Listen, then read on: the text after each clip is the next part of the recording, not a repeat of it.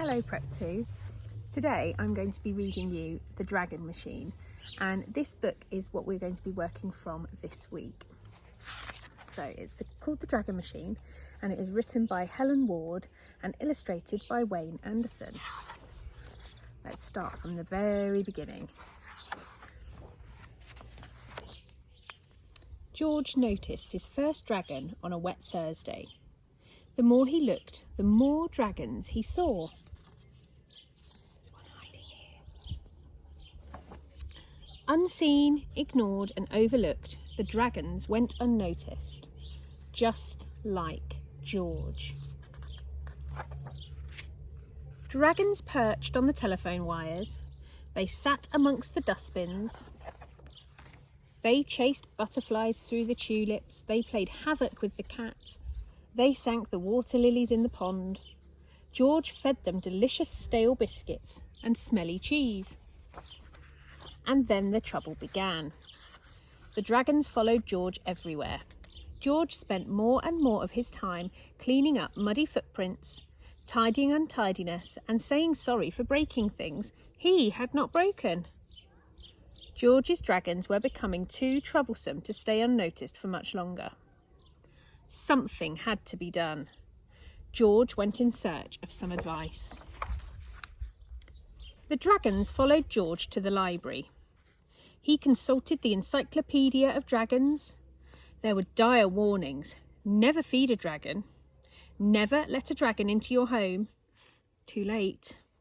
There were tragic tales of dragons discovered and captured. Too sad. And there was a map of the place where dragons belonged. A great wilderness, unnoticed and overlooked and safe. But George would have to show them the way. Here be dragons. George drew plans for a machine. The machine had a beginning, a middle, and a tail end. An undercarriage and beautiful wings. George hammered in the last nail. He packed delicious stale biscuits and smelly cheese and himself into the dragon machine. Wow, look at that. The machine lumbered, engine ticking gently into the night sky, and the dragons followed.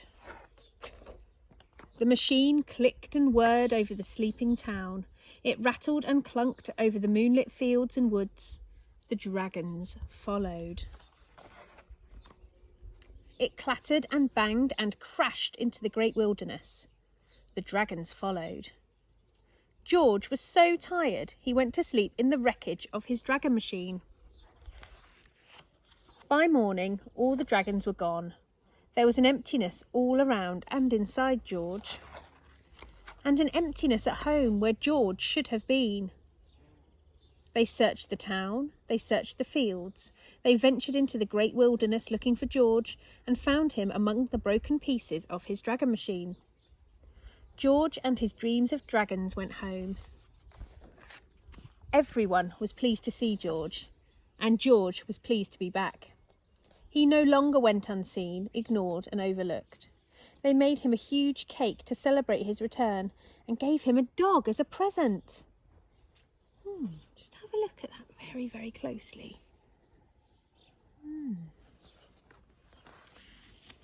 Nobody else noticed that it wasn't a dog.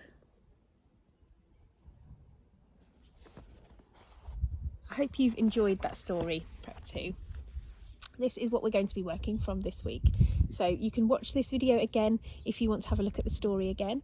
And I have got a PDF of the story for you to download as well, so you can refer to it when you're doing your lessons. I hope you enjoy it.